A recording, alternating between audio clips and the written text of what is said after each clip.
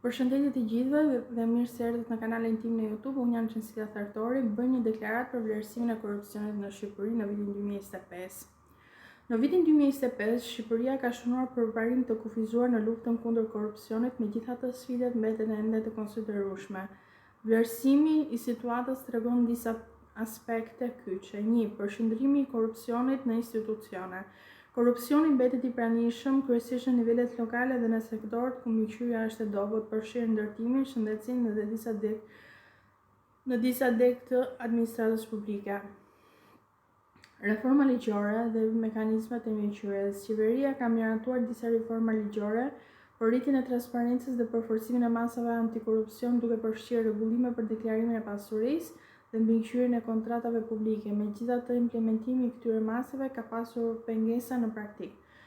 Roli i institucioneve të pavarur. SPAK dhe institucionet të tjera të specializuara kanë zhvilluar hetime të rëndësishme duke sjellë disa dënime simbolike dhe duke rritur ndërgjegjësimin publik mbi çështjet e korrupsionit. Megjithatë, perceptimi i qytetarëve për efektivitetin e këtyre institucioneve mbetet i ulët. Ndikimi ekonomik dhe social. Korrupsioni vazhdon të ndikojë negativisht në klimën e biznesit dhe në shërbimet publike, duke penguar investimet dhe duke ulur besimin e qytetarëve ndaj institucioneve. Përpjekjet për transparencë dhe angazhim qytetar.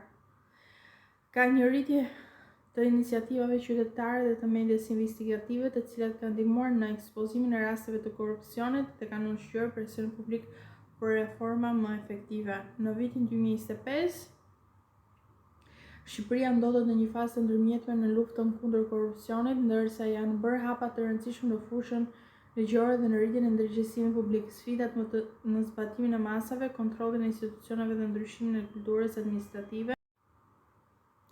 Ndërsa janë bërë hapa të rëndësishëm në fushën ligjore dhe në rritjen e ndërgjegjësimit publik, sfidat në zbatimin e masave, kontrollin e institucioneve dhe ndryshimin e kulturës administrative mbeten të mëdha.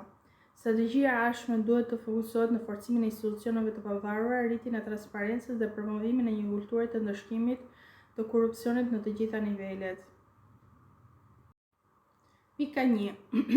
Situata aktuale dhe tendencat e korrupsionit në Shqipëri 2025. Në vitin 2025, Shqipëria ka shënuar një përmirësim të kufizuar në luftën kundër korrupsionit, megjithatë sfidat mbeten të mëdha. Sipas indeksit të perceptimit të korrupsionit të Transparency International, vendi ka arritur 42 pikë, një rritje me 5 pikë krahasuar me vitin 2023, duke renditur në vendin e 80 nga 180 vende.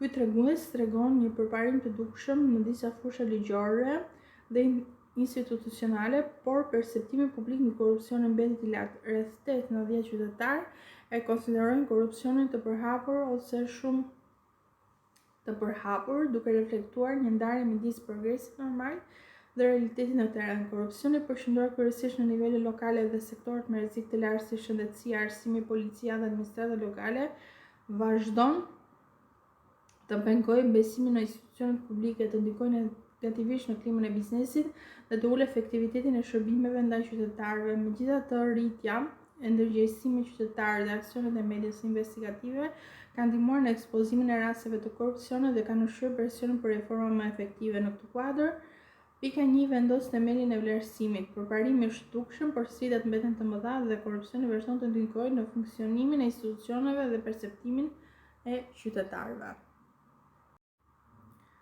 Pika 2.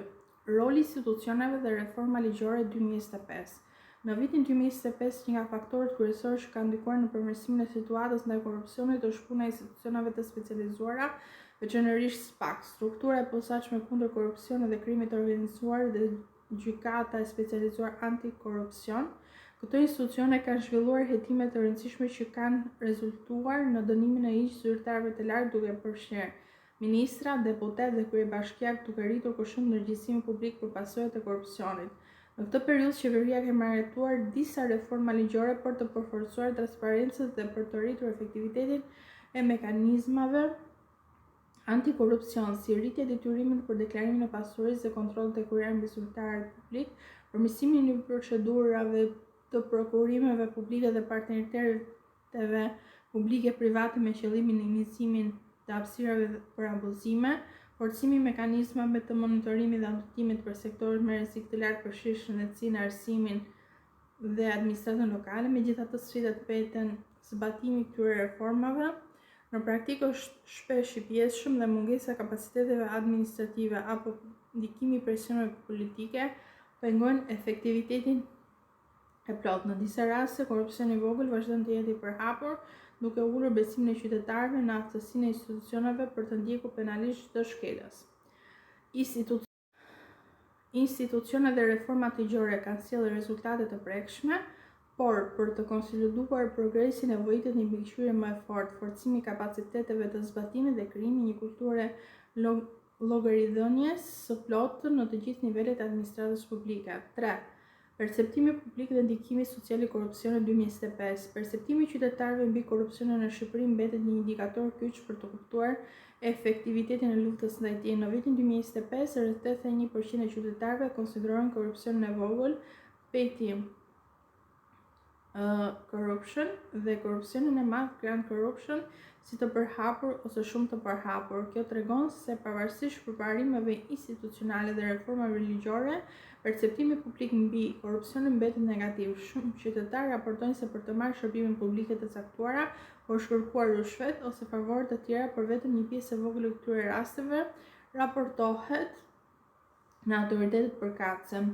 Arsyet kryesore të mos denoncimit përfshin frika nga hakmarrja apo pasojë personale, perceptimi se denoncimi është i kohë dhe nuk sjell ndryshim, normalizimi i korrupsionit si një praktikë e përditshme në marrëdhënie qytetar-administratë. Korrupsioni ka një ndikim të drejtë për drejtë në klimën ekonomike dhe sociale, pengon investimet, ulësinë e shërbimeve publike dhe dëmton besimin e qytetarëve në institucionet shtetërore.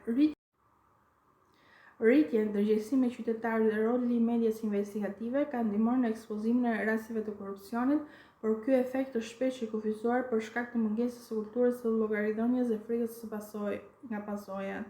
Ndërsa reformat dhe institucionet kanë sjellë rezultate konkrete në ndjekjen e korrupsionit, perceptimi publik tregon se korrupsioni i vogël dhe praktikat klienteliste vazhdojnë të jenë të pranishme në përditshmërinë e qytetarëve. Kjo thekson nevojën për një qasje gjithëpërfshirëse që përfshin jo vetëm zbatimin e ligjit, por edhe ndryshimin e kulturës sociale dhe rritjen e ndërgjegjësimit qytetar. Rreziqet dhe mangësitë kryesore për vitin 2025.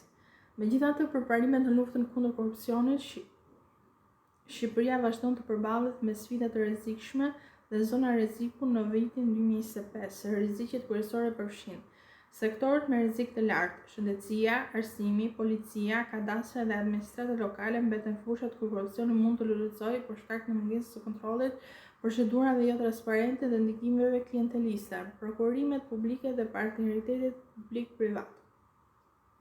Proceset e tenderimit dhe bashkëpunimeve me kompanitë private shpesh kryhen me transparencë të pamjaftueshme, duke krijuar hapësirë për rushfete dhe nepotizëm. Besimi i ulët i qytetarëve.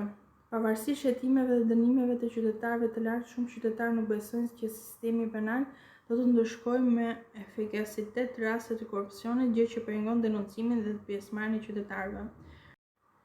4. Kultura e normalizimit të korrupsionit. Praktikat e rushfeteve për shërbime publike vazhdojnë të perceptohen si zakon i përditshëm, duke minuar përpjekjet institucionale për transparencë dhe integritet. Mungesa e zbatimit të plotë. Ndërsa ligjet ekzistojnë dhe institucionet kanë kapacitete, implementimi i tyre shpesh është i pjesshëm, i ngadaltë ose i ndikuar nga presionet politike. Këto mangësi tregojnë se përparimi në indeks dhe dënime simbolike nuk mjaftojnë për të eliminuar korrupsionin. Një qasje gjithëpërfshirëse kërkon forcimin e institucioneve, rritje të transparencës, edukim qytetar dhe krijimin e një kulture të llogaridhënies në të gjitha nivelet e administratës. 5. Rekomandimet dhe prioritetet për politikat e ardhshme 2025. Duke marrë parasysh situatën aktuale dhe sfidat kryesore të korrupsionit në Shqipëri, këto janë rekomandime